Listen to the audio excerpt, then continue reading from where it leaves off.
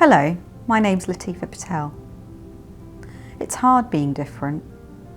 I'm a mother, I'm a woman. It's hard being different. I'm a minority ethnic, I'm a junior doctor. It's hard being different. As a senior elected leader, I was pregnant. I was a new parent. It's hard being different. Looking into a room and noticing that you stick out, it's really hard being different. But that difference is what makes me representative, approachable, relatable, empathetic and effective. And it is my experiences and background that make me the leader I am. It's helpful being different, helpful to me, to those I work with, and most importantly, those I represent. My difference is what makes me stand out and stand up.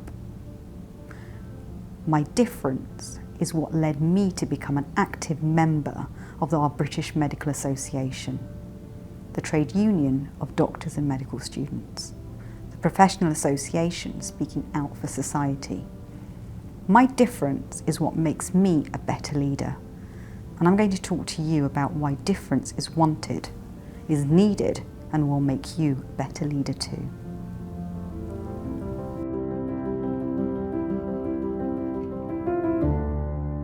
So I grew up in Blackburn. It's famous for a few things. It's a town with a cathedral. We have a football team that were once very good. We're not as good anymore. And it's my home. So my parents still there and live there, and a lot of my siblings do as well. All my siblings still live there. I come from a single income family. My mum is a housewife and a brilliant mum. I didn't come from a medical family. I don't come from a medical family. I didn't come from a family who went into higher education or went to university. Well, I was the first. I'm very proud to say my younger brother and younger sister followed in my footsteps, and we're very much a public sector household. We've all gone to work in the public sector. Growing up, there was absolutely no pressure on me to do medicine or to go to university. It was very much just be the best that you can, and that's been instilled. That's a value that's been instilled from a very young age from both my parents and from my older siblings, and it's still the same now. Do the best that you can, and if you know that you've done your best, you've achieved well. I went to a primary school behind our house. It's not one known to, not many go to university from the primary school, and then I went to a high school which was a church school. I'm not Church of England, but my school ethos in terms of education, in terms of looking out for each other, in terms of support was excellent. So it did put me in a very good place, in a very good position. I applied to medicine not really knowing what medicine was about. I think a lot of people don't know what medicine's about when they're 18, but I definitely didn't know that my insight into medicine came from Casualty on TV and my GP. My GP was excellent. Obviously I looked up to my GP when I went to see them, but the insight that Casualty gave me was that women are nurses and men are doctors. And it wasn't until I was 6 at primary school that one of my primary school teachers told me, women can be doctors. I thought, wow, okay, I want to be a doctor then. Obviously a dream at a 6-year-old isn't one that is destined to come true, but clearly I saw something in medicine and I wanted to pursue that career. But yeah, it wasn't something that I had much insight into, but both my family and my school supported me in my application. I liked working with people. I liked working with children, actually. There was a lot throughout school, there was a lot throughout sort of extracurricular activities where I worked with children, whether it was through play schemes, whether it was supporting after-school clubs, whether it was the local community. I am now a paediatric trainee, so it worked out, and that's what I went into. I liked working in teams. I still enjoy working in teams, and medicine very much is a team job. It's a team role that you play. I like working with families.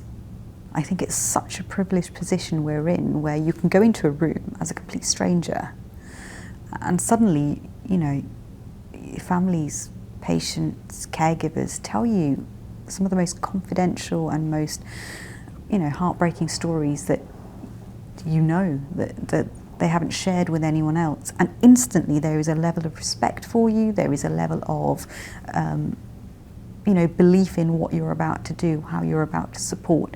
Now, I'm not saying we need respect, we certainly don't, but that trust in us, I think, is amazing.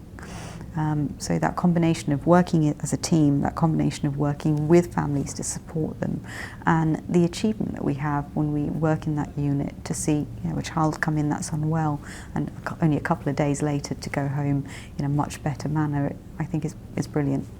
And of course the NHS, you know, you can't say NHS anywhere in the world and for them not to understand. There is always an understanding of what the NHS is, and I think that's brilliant. So it's such a great institution to be proud of, and I think I've always known that even from a very young age, and that's for me why going into medicine was the right choice and why it still would be the right choice.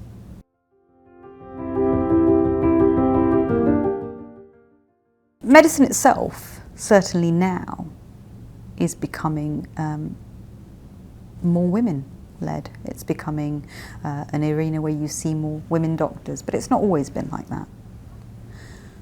One of the problems we have in the NHS, and actually also outside of the NHS when we think about stakeholder groups, organisations which lead, is that isn't mirrored.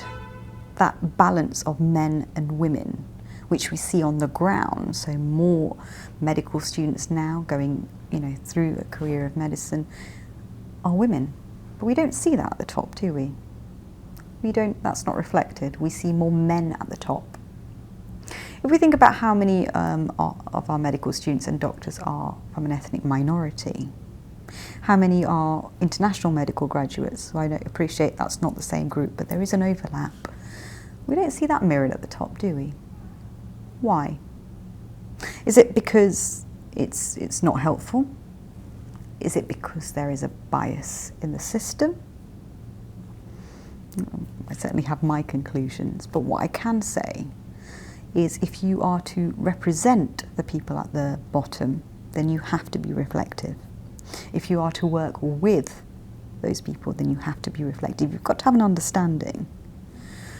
And I think, you know, some of the best leadership groups, because let's be honest, there might be one or two leaders at the top, but it's a group around them. One of the best leadership groups I know are those that are representative. So the BMA, the British Medical Association, is aspiring towards that. My intersectional characteristics that I spoke about at the start are a bit of a unique collection in the leadership at the BMA. But actually, if I look across our stakeholder groups, it's also apparent for them. I haven't seen somebody with my characteristics. In particular, I haven't seen a junior doctor leading the organisation, the association at this level, anywhere else. But the BMA is, and that's me. And the other important thing about me is I wasn't appointed, I was elected. So it wasn't actually an interview panel. It was a room of 550 medical students and doctors, which are elected democratically, who saw 7 people stand up on stage, 6 of whom were men, and me, 6 of whom were very senior in their roles, their clinical roles, and me, and heard what we had to say, saw our CVs, saw our statements, and thought, this is the person for the job, and elected me.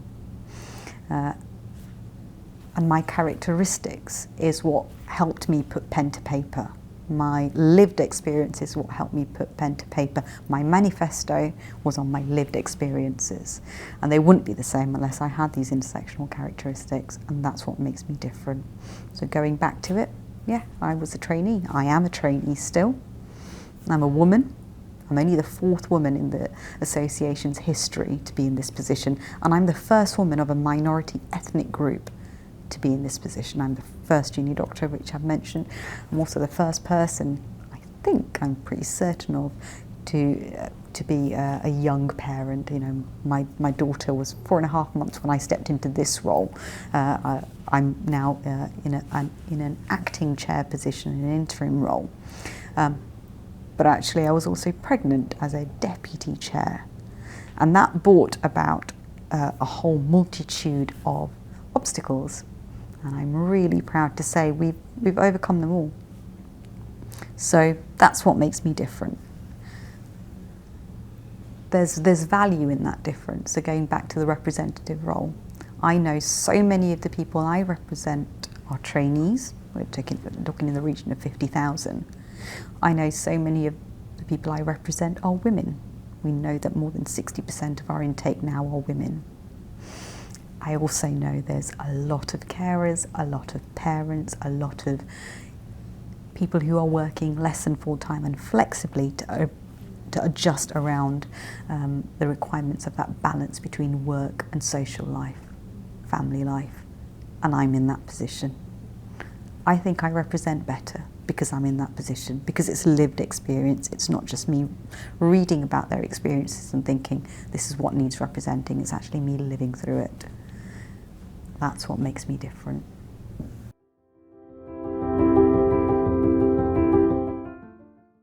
I think when you go into a room, there's a comfort zone, isn't there? So you go into a room, you know, you can go into a room where there's a party and you sort of veer towards nibbles that you like or drinks that you like, or you see somebody go, hi, you can go and talk to them.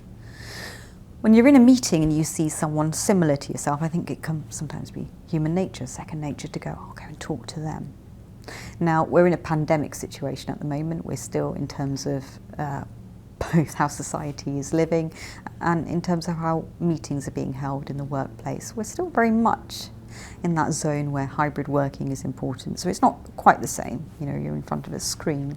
But there is that comfort zone. I know, be it conscious or unconscious, when I'm in a room of women, when I'm in a room of junior doctors, I feel more comfortable. You're all on the same level. So going into a room where you're the only woman, going into the room where you're the only minority ethnic woman, going into a room, and even though, you know, I said I was very proud when you asked me previously of the membership that elected me, I'm also very proud of the group I work with. They understand my needs. But actually, going into the room the first time, not seeing my reflection, seeing people that are very different stages in their clinical career, different stages in life. You know, let's be honest, they're older than me, they're more experienced than me. They don't have caring responsibilities in the same manner as me. My daughter was in a sling, she was in the meeting and, you know, everything that comes with a baby. And I think that's what made it difficult. That was the barrier, that was the mental barrier. You know, already I'm on a different level.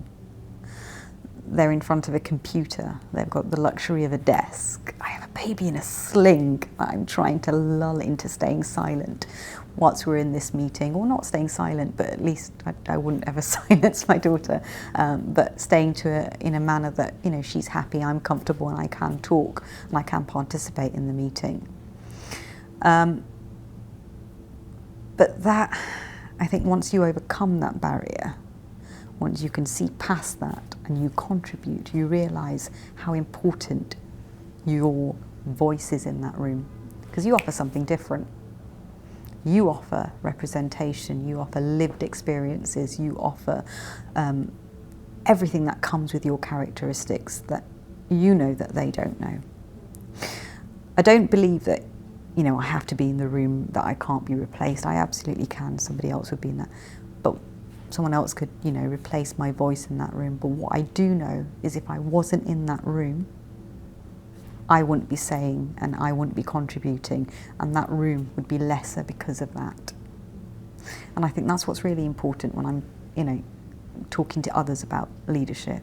If you are part, if you have characteristics from a minority group, your voice is so much more important, because we can't represent you without you being in the room or someone representing you and putting that voice into that room.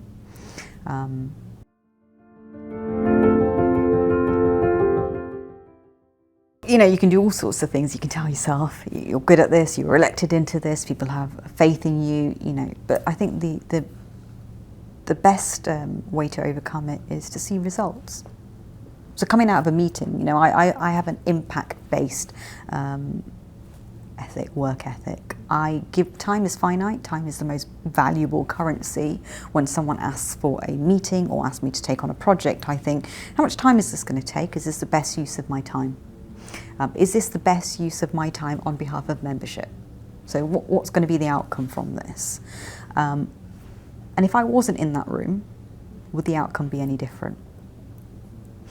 Because if the outcome is going to be exactly the same whether I'm in the room or not in the room, what's the point in me going? So if I can come out of a room and think, these were the objectives that we went in with, this is what impact I've had, and this is what we've come out with, that will tell me I need to overcome that barrier, and that my presence is important. And the more you do that, the more meetings you go to, the more, you know, people you meet, and the more teams that you work with where you are different, but your contribution is valued and it is important and you do make a difference, you realise just how valuable your impact is. And then you think, I can't not do this. This is important. So that's my sort of drive. And of course, being the British Medical Association, we are a representative organisation. So I've got to keep going back to, am I being the most representative? Am I doing what I was elected to do? And I think all of that as a package is how I've overcome those barriers, certainly those mental barriers. I think people listening to this will sort of relate as well. I think there's always that situation, isn't there? I disagree a lot. I challenge a lot. It's not so much just disagreeing because I can, it's very much because I think I offer a different point of view. I think my experiences, and going back to, you know, my differences give me a different point of view. Some might call it naivety because I'm younger. I think I'm honestly being part of a different representation. And when you disagree in a room, when you challenge in a room, in a critical manner, but you know, in a way that we can work together, I think that's where it's hard. That's where it's really hard. And it can grind down on you. You know, always having to say, oh, I think differently. Oh, I don't think you're right. Have we tried going in this direction? Because it's a lot easier. You've got an hour for a meeting, you've got 5 objectives. It's a lot easier to say, I just agree with everything. And then you can finish the meeting in, you know, 5 minutes, be on your way. But you've not made an impact there, have you? Whereas repeatedly saying, I think we should go in this direction, I think this is slightly different. And of course you can also start to question yourself. So if you're in a room with 4 or 5 different people and you're the one that looks different and you're the one that's constantly saying, I don't think that's right, you start to think, is it me? Is there something wrong with me? But again, you know, as the BMA, we often find ourselves in rooms where we are different, because we represent our members, and often in a room, particularly with our stakeholders, we have a difference of opinion. So we're very well supported in doing that and saying, this might be a different opinion, but I think you need to take it on board and you need to consider it.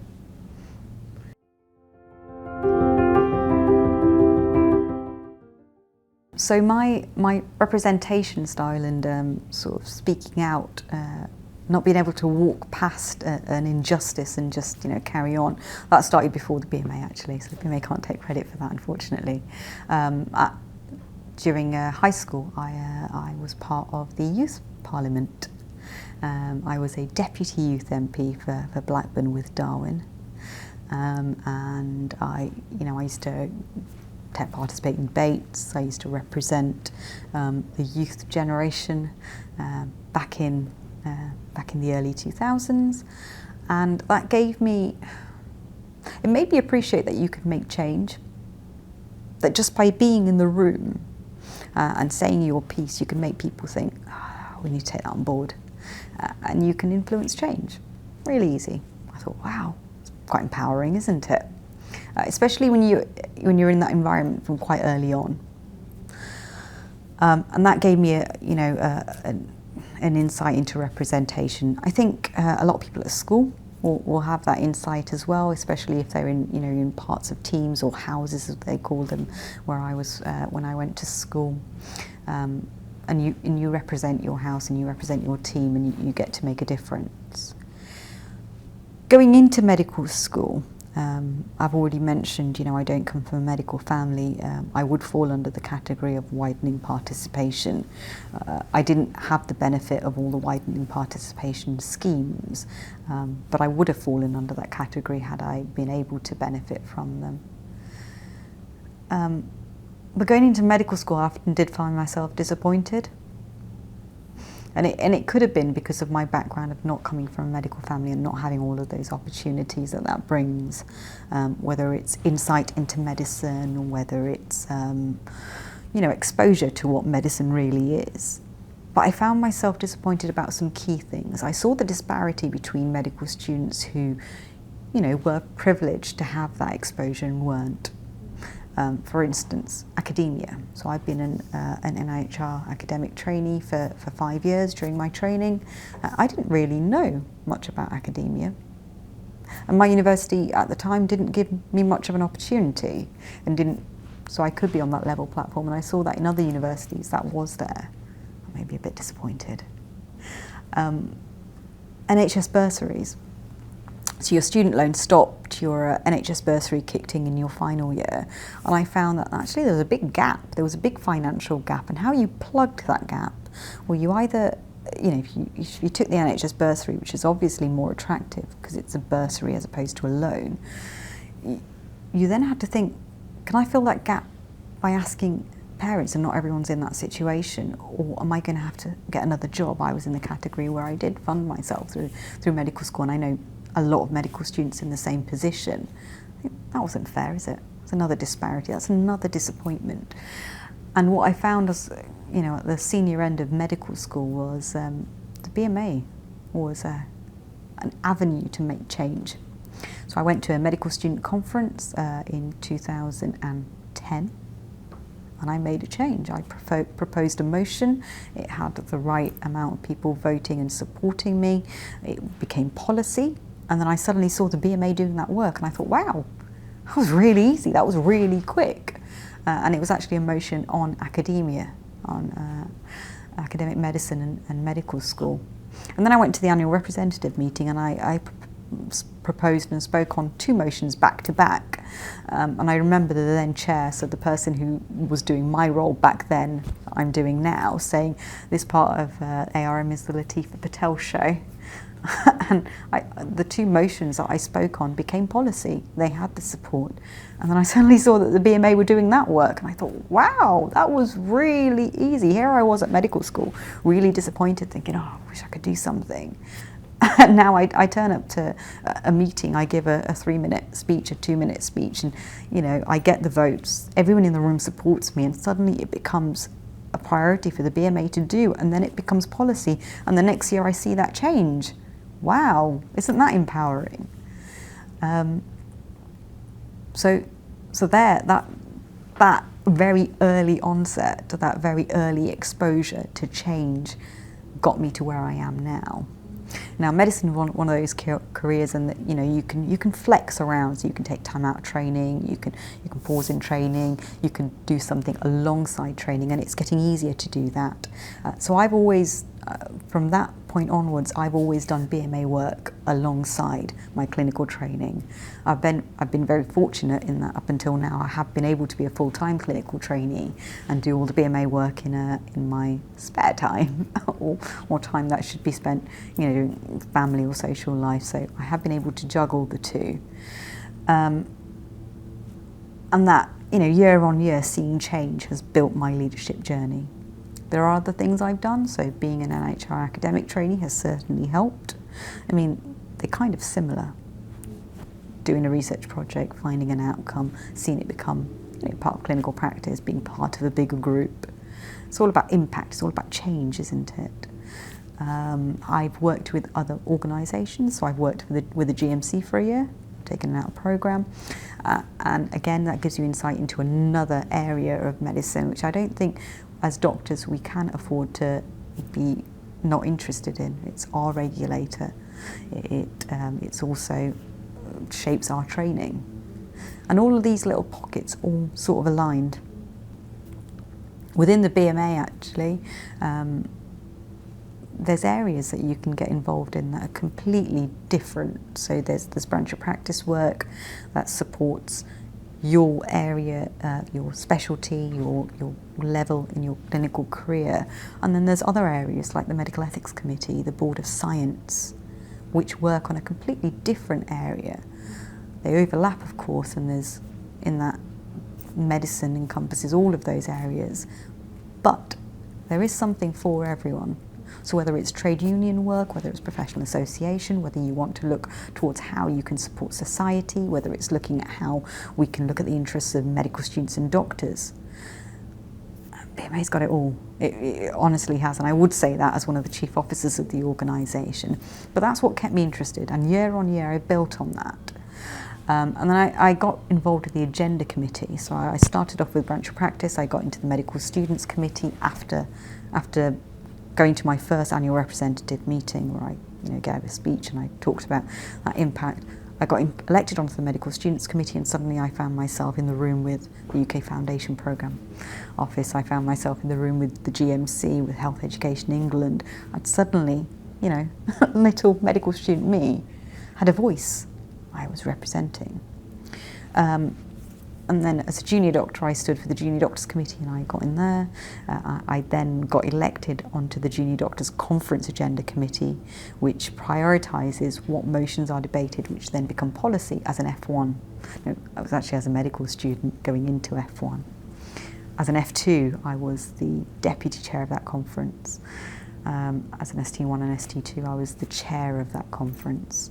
And then natural progression seemed, well, I've done the Junior Doctors Conference, so I should get involved with the ARM, which is the main policy forming body of the British Medical Association. That was 7 years ago. Fast forward now, I am a chief officer of the organisation, and I am, I'm acting chair, interim chair of the representative body. So I chair that conference, and I chair the agenda committee that puts together the prioritisation of motions which essentially allow membership to make policy. And that policy is what the BMA works on, concentrates on for the next year and onwards, and essentially makes change. It's the tool for listening to our members.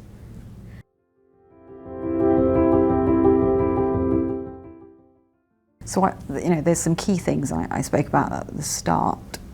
Representation is the biggest. I've already said I think I'm good at what I am because of that difference, and that difference makes me representative. So I think that's above and beyond most important. The second thing that I hold really dearly is inclusivity and accessibility. My role comes with a number of different hats, if you can call them, but one of them is that I chair the Equality, Diversity and Inclusion Advisory Group in the BMA. I did say there's something for everyone. And that's always at the back of my mind. Are our processes accessible? Are they inclusive? When I plan something, including our annual representative meeting, I always aim them at those who are going to find it hardest to access. If I do that and I make it easy for them, I know we're going to be accessible for everyone. So as a leader, representation is important, and accessibility and inclusivity is important. Those are right at the top. When I'm thinking about organising the annual representative meeting, when I'm thinking about chairing meetings, my style is very much that of a team player. So yeah, I will chair, I'll take leadership, I'll delegate, but actually I want the room to come with me. I won't drag you kicking and screaming. I will convince you that, my view, my vision is the right one. Going back to my manifesto, change, challenge, communication. I'm all for change.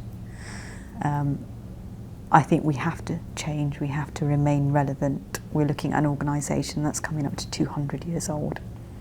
We can't do the same thing we've been doing for, 200 years, we have to change.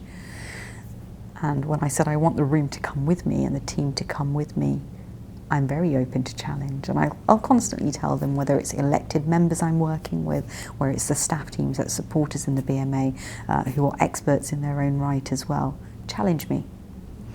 And I will truly listen, and actually the outcome in many instances is something I envisaged, but actually with the added benefits of the team who have inputted into the final outcome. So in answer to your question, representation, accessibility and inclusivity, and throughout working as a team, that will hopefully challenge me.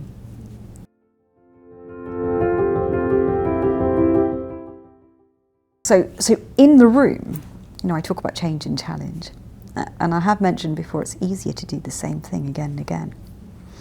I think having that difference of where I am in my clinical career and having that difference of my background, sometimes I bring different things to the room. So the biggest challenges have been convincing the room. The biggest challenges have me been saying, I know you've been doing this for the last few decades, but can we just do something different?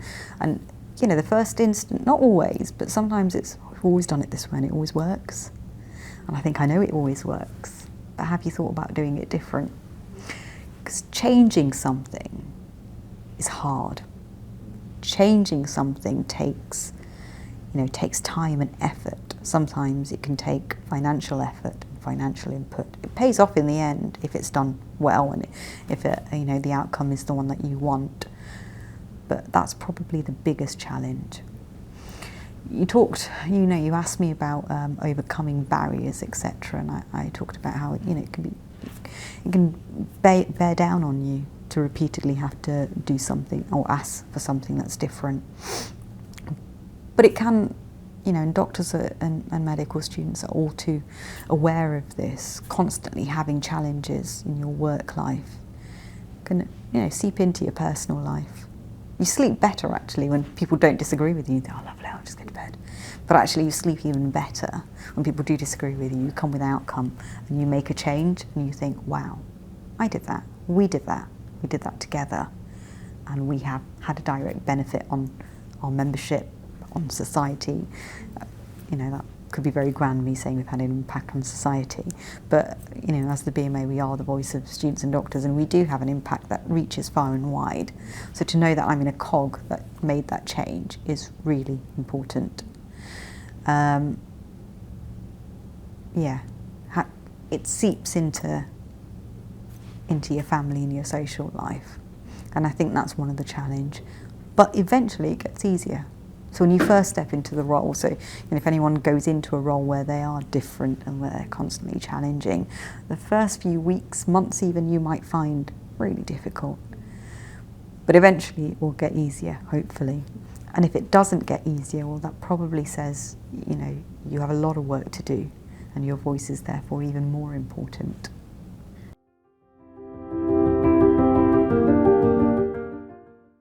So, I'm a paediatric trainee, so I'm surrounded by children and families and carers. In my clinical life, I was also an aunt before I became a mum. So, I've always been around children. I'd mentioned, from a young age, I'd worked in play schemes, I'd worked in after-school clubs, etc. But I do think becoming a parent has made me a better leader, actually, has made me more understanding, and becoming a parent has made me more representative. I also feel maybe it's made me a better doctor. In all the times I empathise with my patients, that empathy is beyond now. It's actually, well, I've been where you've been. And I know, I had a pregnancy during lockdown, I had a birth during lockdown, and all of those fears that, my patients have had, I had them. I don't think you need to be a parent to be a good doctor, absolutely not. But for me, I have found it has helped, and I have found it has made me better. One of the things that I was very keen to do was not to have to hide all the obstacles I've been facing. I didn't choose to step into my position, my role, when my daughter was 4.5 months. Her first meeting was actually when she was 7 days old. 7 days old, let's go straight into a BMA meeting, but it was virtual. And it was virtual because we were in a pandemic. If we weren't in a pandemic, I'm not entirely sure whether I'd be in this role. I think I would have found it very difficult. But from 4.5 months, I had back-to-back meetings for days of the week. And I really wanted to show the team I was working with, both internal in the BMA and the external stakeholders, this is what I'm doing. I chose not to have any support in terms of childcare. We were in a pandemic and it was never in my plan. My plan was to take 12 months maternity leave. My plan was to have, all the benefits that has in terms of being able to go through all the milestones my daughter went through. And I felt that autonomy was almost taken away. Yes, I did have a say. I didn't have to take this position of leadership on. I could have backed away. But it was quite important that I was able to do it, both to prove it to myself, but also to prove it to the members we represent. And I do think it's paid off. But in all my meetings, and there were virtual meetings, very heavily virtual meetings at the start, now they're becoming more physical. My daughter was with me. I explained she's in a sling. If she cried, the camera would go off so I could comfort her, but they could hear her. If I was changing a dirty nappy, I said, I'm changing a nappy. If I was breastfeeding, I would say, I'm off to go and breastfeed my daughter. I had headphones on in all my meetings, so I was always in the room. And you get very good at multitasking as a parent. So I could hear everything. I'd save up my input till the end of the meeting. And what became apparent very quickly was my team adapted. So they knew I was just as much a valuable member as them. And they would say little things which were really nice. They would ask me a question, they would say, okay, her camera's off and she's not answered. I'm assuming that, she might be breastfeeding or that she might be changing a nappy. Why don't we come back to her? And they'd talk and then they'd come back to me and say, can you talk now? And they'd say, she's back in the room. And I'd collect my thoughts on different parts of the agenda and they'd go, yeah. And they got better and better and better. And that's why when you asked me who I'm most proud of, am I proud of myself? Actually, no, I'm proud of the members who elected me. I'm proud of the team that adapted, that saw value in what I was bringing to the room, that saw value in my voice and my input and thought, we need to make this work. It's harder to make it work, but actually we need to. It's important to make this work. And they did all of that. They accepted that there would be meetings where, you wouldn't see my face for the entire meeting. There would be meetings where sometimes I couldn't say a thing because my daughter was unsettled or she'd vomited, all the normal stuff that happens when you're a new parent. And that's okay, because I'd come back to them at the end of the meeting if I could talk, or I'd input everything in written format during her next nap. That was okay. We adapted as a team to working differently. But yeah, that was probably one of the things that I thought was most important to bring to the team, to illustrate and show that I'm a mother. When we had our first annual representative meeting, so I stepped up a year ago into this current position, and I had 3 months to go before we had our annual representative meeting. I had to make some very quick decisions. I had to put together an agenda with my team of motions that we were going to debate. I had to put together, a platform. I decided on a virtual meeting. We were still very much in the pandemic. And I didn't have a deputy. Now, the way this runs, usually you have your chair and then you give the chair a few breaks because it's quite a long time to be in front of the camera, chairing the debates. So you get a few breaks. I didn't have a deputy. So according to our articles and bylaws, our standing orders, there was nobody who could chair instead of me. I asked our teams how we go about this in terms of appointing somebody in a very temporary role so that they could support me on stage. And the reason they were supporting me wasn't because I needed a break. I could do 2 days of chairing a meeting. That's not that hard. But because my daughter was breastfed. And right at the start of the meeting, just because of the way trade unions work, I had to ask the representative body if they would allow me to make this exception, have somebody who wasn't elected in the role to support me so that I could go and breastfeed my daughter. And of course they did.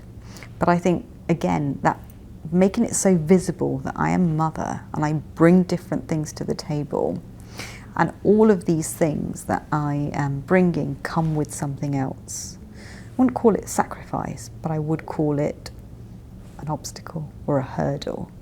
So I was telling the representative body that, you know, the 550 strong medical students and doctors at home behind the virtual platform, I'm a mother, because of that I'm going to have to breastfeed, you're going to have to support me, I will chair the meeting, but this person is going to take over for 15 minutes whilst I step out of the room, breastfeed my daughter and then come back.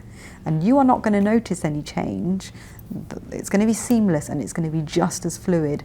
And once we've been able to do that, you know that if you do have somebody who sits in front of you who is a woman, who is a parent, who is pregnant, you can vote for them and they can chair and they can lead an organisation just as effectively.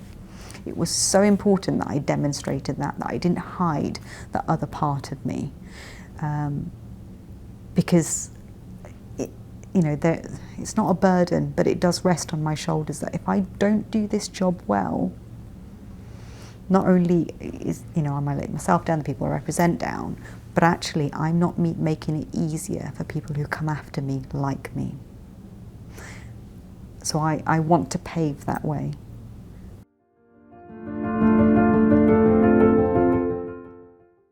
Absolutely.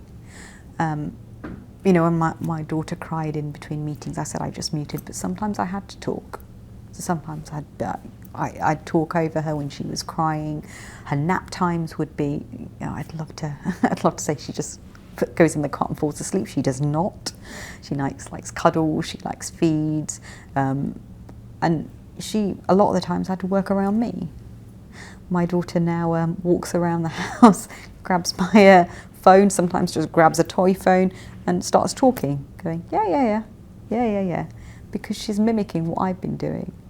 When she wakes up, she turns my head this way and that way to see where my earpiece is, because she knows I'm in a meeting.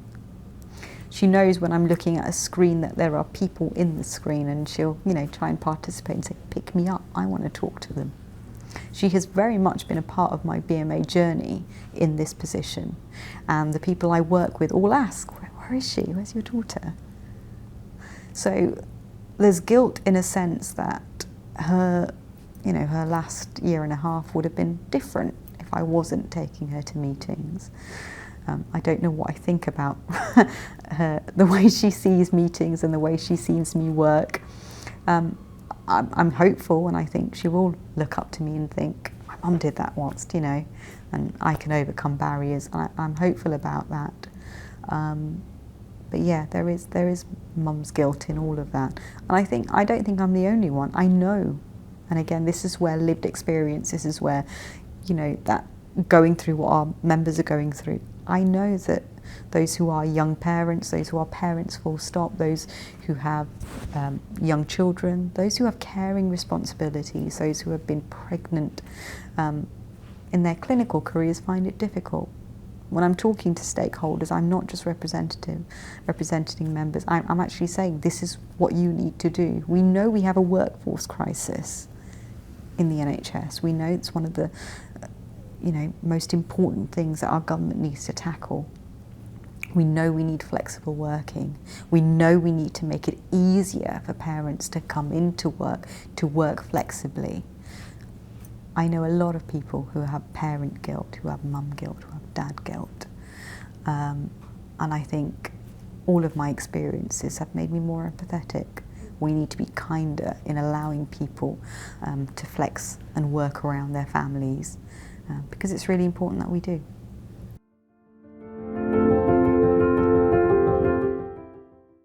I wish I had a golden answer for that. There are certain things that I do that I've, been true to throughout. My diary is normally back-to-back with meetings. I set out little slots. So very early on, I knew that I had to eat. In the NHS, I know it sounds really simple, but in the NHS, I know breaks are missed. I know lunches are missed, because you're always busy and there's never nothing to do. And I know doctors are constantly not taking their breaks, constantly not taking their lunches. But for me, it was more than that. If I didn't take my lunch, I couldn't breastfeed my daughter if I didn't look after myself. So, you know, I'd block out time and say, this is when we lunch. I'd also write down in my timetable where my daughter's nap times were. She naps here, she naps here. Vague, it didn't always work out like clockwork, but that was important. It was really important, just as if, you know, it was important for me to make it visible that I'm a mum and this is what I'm doing, and I don't want to shy away from showing my team and the people I work with that. I also wanted to ensure that they knew how I was working in a flexible manner and looking after myself in the same manner. I think switching off is really important. I know it's really easy to say, it's so easy to say, but again, that's where I think it's made me, you know, almost a better leader.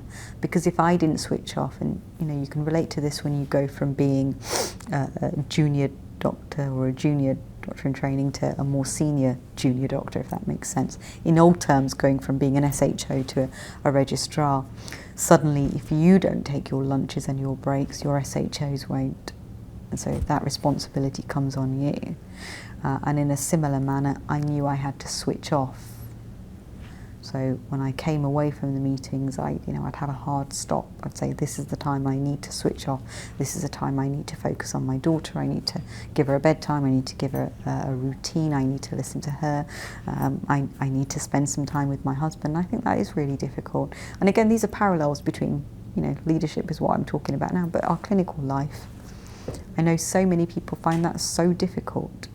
And it all contributes to well-being. So making allowances in the day where, you know, you will look after yourself, giving yourself a hard finish. I think reflection and being able to talk to others is really important.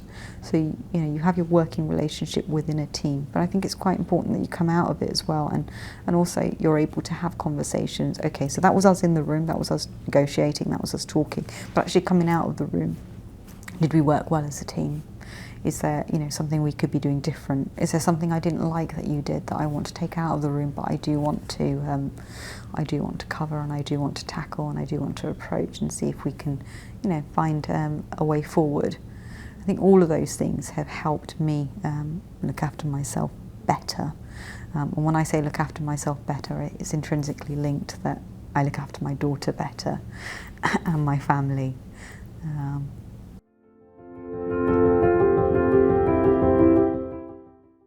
Your difference makes you helpful, your difference makes you important, your difference makes you wanted, your difference makes you needed. It might not appear like that at the start, but as you go on in your journey, it becomes more and more apparent. The challenge that you bring and that you overcome is so important on that journey. And again, I've sort of touched on this earlier on. I don't want to call it a burden, but in a sense it is.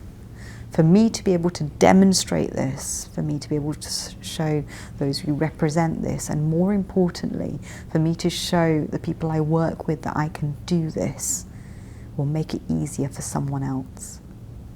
And that is so important. You know, I am here in this position, the two people above me were both women. So my predecessor and my predecessor's predecessor, and that definitely made a difference. You know, you aspire to become what you can see. Going right back to my story when I said casualty inspired me, I missed out a bit where, you know, I was told, what do you want to do when you're older? I was asked, and I said, I want to be a nurse. Why? Well, nurses are women and doctors are men, and that's what it's like in casualty. You know, growing up in the 80s and 90s, that's what it was like. And then to be told, no, actually, that's wrong, and you could be a doctor if you're a woman. Oh, I know that impressionable, you know, 6-year-old, had I seen women being doctors with a stethoscope around instead of having the hat on their head as they wore in those days in casualty, I wouldn't have had that thought, would I? So by me just being in this role, by me just, you know, representing in this role, I know someone will say, well, if she can do it, I can do it, and I can put myself forward. And I'm hopeful stakeholders will see that and say, actually, she does bring something to the table. it's junior doctor, maybe we should have a junior doctor, a doctor in training in that position. Maybe we need to look at how we can be more flexible. The mantra that we use in the BMA a lot is no decision about us without us, and yet that happens so often. Everything that's being discussed now in terms of undergraduate reform, postgraduate reform, often it's in rooms with people discussing things about us without us.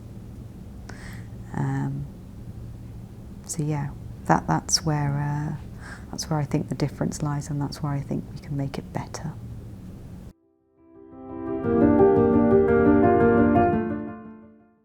I talked about how, it helped to see two women, my predecessor and my predecessor's predecessor, in front of me to put myself in that position. But actually, I put my application in on the nth hour, like right at the last minute. I think there were maybe 10 minutes to go, and I thought, I'm going to do this. I'd written it maybe 48 hours before. I think to my younger self, I would say, you don't necessarily need to see someone in your position. I think actually to people listening to this, I'd say the places that need you the most are where there isn't someone like you. Places which you need to step into and put yourself forward, and I know it's really hard, it's much easier to be said than actually do, is where there isn't someone like you. Really hard the first time, and you might get knocked back, absolutely. Oh gosh, that was crushing, isn't it? You get knocked back, you don't get appointed, you don't get elected, it's hard, but it'll make it easier the next time. So if anybody is considering leadership or management positions or representative positions, go for areas where you're not. That's where you're most needed, that's where you're most wanted, even though they might not realise it. You might not realise it, and the organisation, the association, the group might not realise it. And if you get knocked back, that's okay, get up again. If anybody needs that tap on that shoulder or needs a push up, I'm very helpful. I'm very, very happy to help. But yeah, that would be my advice.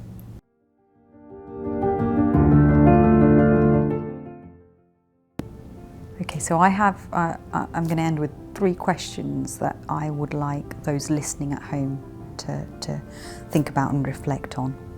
To those in leadership, do you want women in leadership in your organisation? To those in leadership, how are you going to lift those women, those who are underrepresented, those who are marginalised? And to those who are considering stepping up, to those who are considering going into these leadership positions, how are you different, and how are you going to draw upon those differences? Because you're wanted and you're needed. Thank you for watching this Meaningful Conversations episode. We hope you enjoyed it. If you would like to see more videos in this series, then please like and subscribe to this channel and hit the bell so you can get notified of new videos as they're posted. We look forward to seeing you in the next one.